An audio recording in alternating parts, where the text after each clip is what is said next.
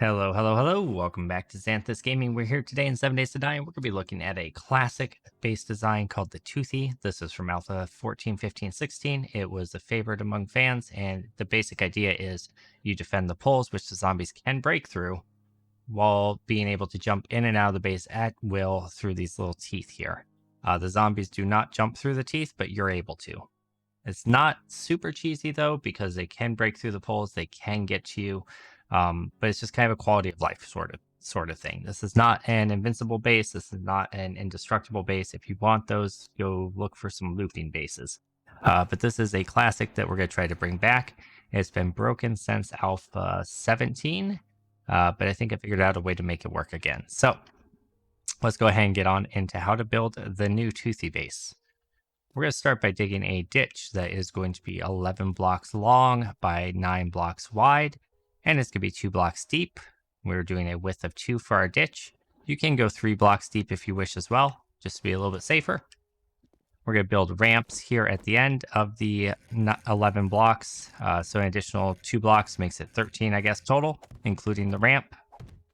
So we'll go and throw in those ramps. And then after we get our ramps in, we're going to go ahead and dig out a little area right here, right where the ramps start. We're going to dig 3 blocks by 2, build a little recessed area.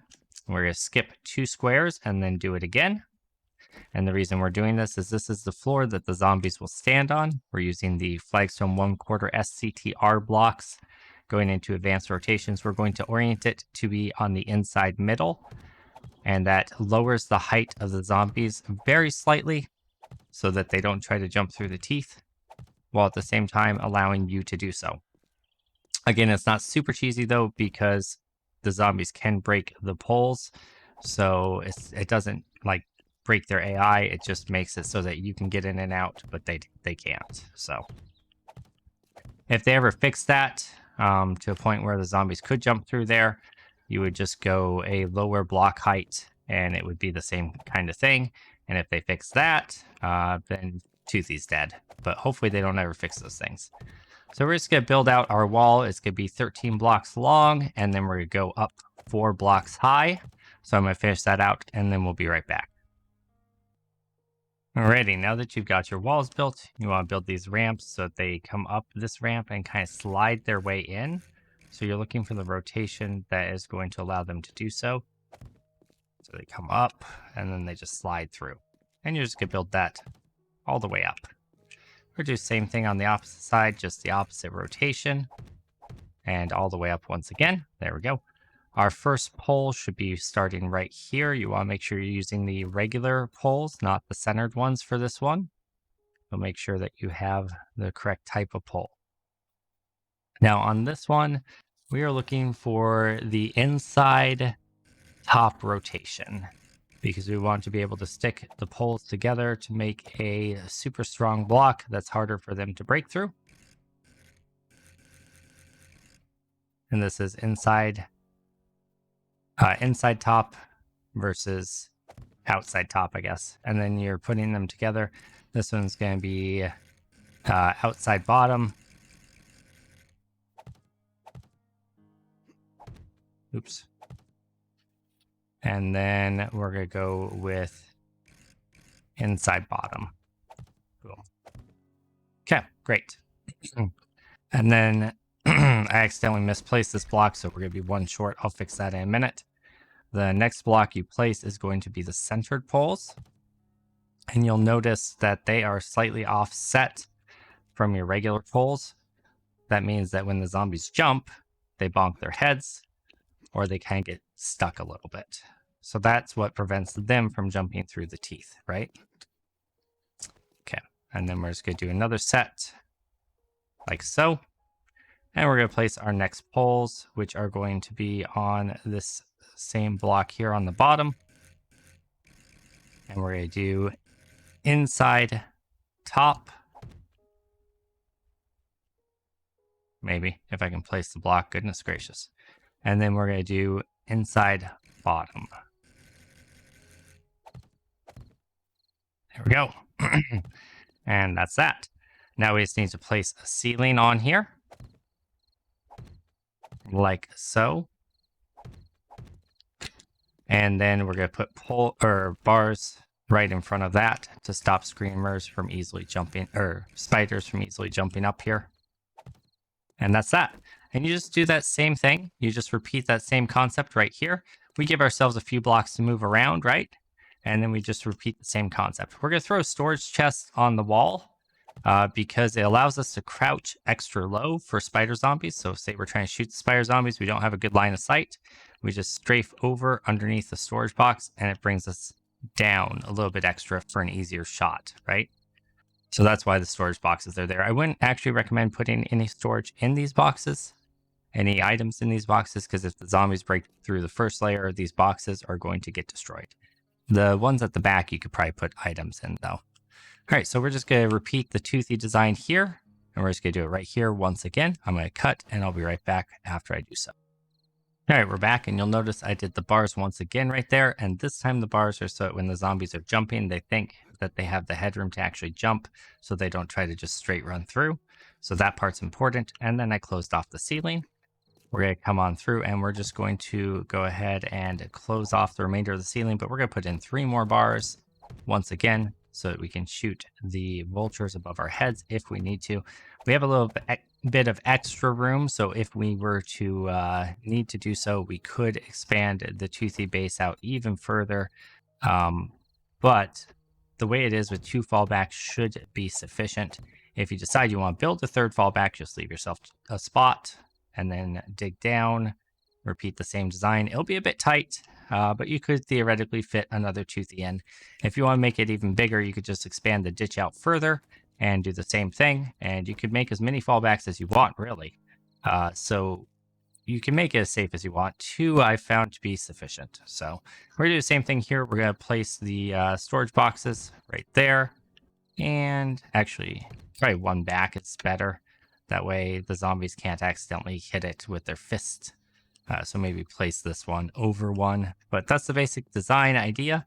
And then all we have to do is upgrade all the blocks on the walls and the poles and the ceilings. You don't have to upgrade this back section, but upgrade all that to cobblestone. We're going to go ahead and do that off camera, and then we'll be back for a Horde night to show you. Alrighty, we are all upgraded all the way through. Don't forget to get the floors as well and the ceiling. Get the poles.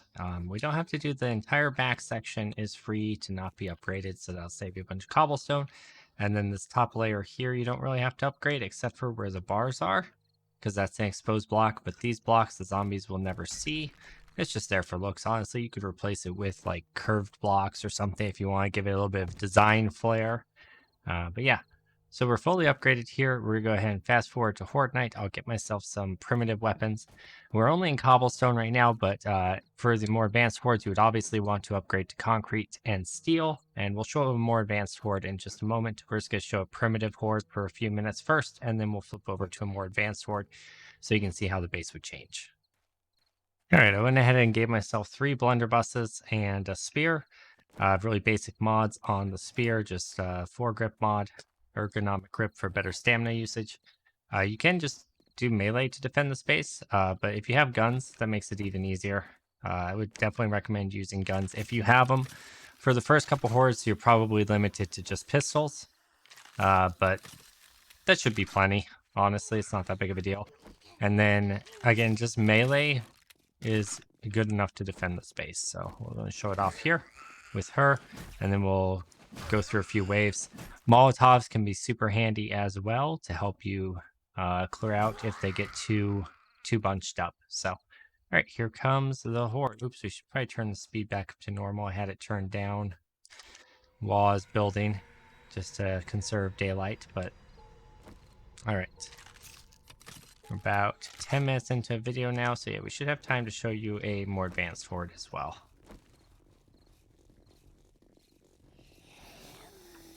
And you hear them walking around, and there they are.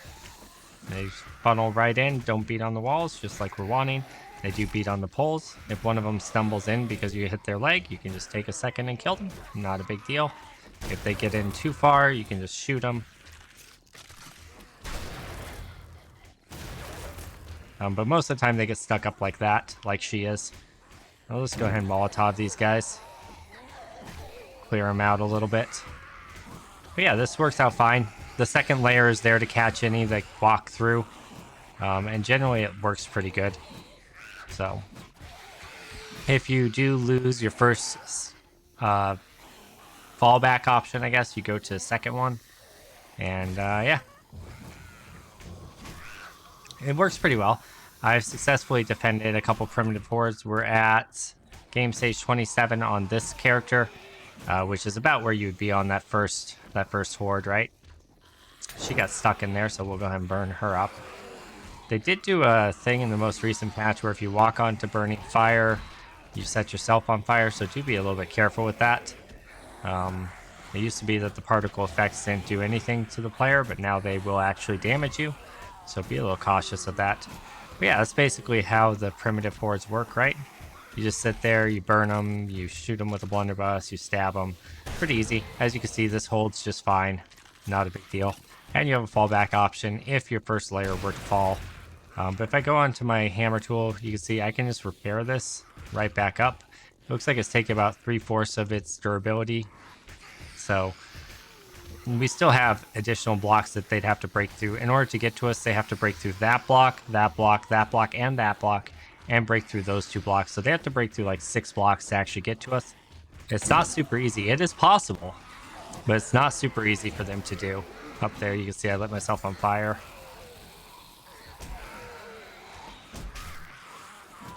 All right. So yeah, should be able to defend this horde pretty easily. Not a big deal. It's not invincible. It's not indestructible, but it's fun. It's something kind of different. Let's go ahead and show you guys what it looks like in a more advanced horde, a higher game stage horde. So I'm going to load on in and I'll be right back. All right, we're back in a more advanced game stage base. I have successfully defended near max game stage here. I did it before with reinforced concrete. I went ahead and upgraded these to steel because if you're at this point anyway, you're going to be at steel. Let's go ahead and set our time to... Let's do day 777, and we're going to do 21.99. Oops, should be 21.59. My bad. There we go. So we're on Horde Day, game stage 494. Let's go ahead and get on in there. I would have obviously turned off my switch. There's a switch down here you can turn on and off. We have spinning blade traps and electric fences. And yeah, it's game stage almost 500. Oops. And as you can see, this space works just fine for that. If you want to actively defend, you can of course still shoot and add to the defenses. But it pretty much takes care of itself. They can get through, demolishers and cops can get through. So just keep this repaired and you're pretty well set. Go ahead and shoot any like high priority, high threat targets that you see, and you should be just fine. I happen to be set up for perception because I really like that setup. You get extra damage when you kill zombies, and I think it's really good. It also gives you a higher chance to dismember with headshots, which is amazing. But yeah, this base is super effective in the late game. Once you get to the late game, pretty effective in the early to mid game. The first thing I would do after upgrading to cobblestone would be upgrading to concrete, of course, and then adding in the electric fences, because you can get the electric fences pretty early. The blade traps, they're a bit harder to get to. They're advanced engineering 5, but once you can get them, it's great. This isn't really a base that's made for multiplayer so much as single player. Single player, I think, works better with this base because you can really set up the traps. That said, I guess you could set this up in multiplayer. You just want to kind of leave yourself more fallback options, probably. But yeah, I guess you could do it in multiplayer too. You just wouldn't have the blade traps, you just use the fences instead.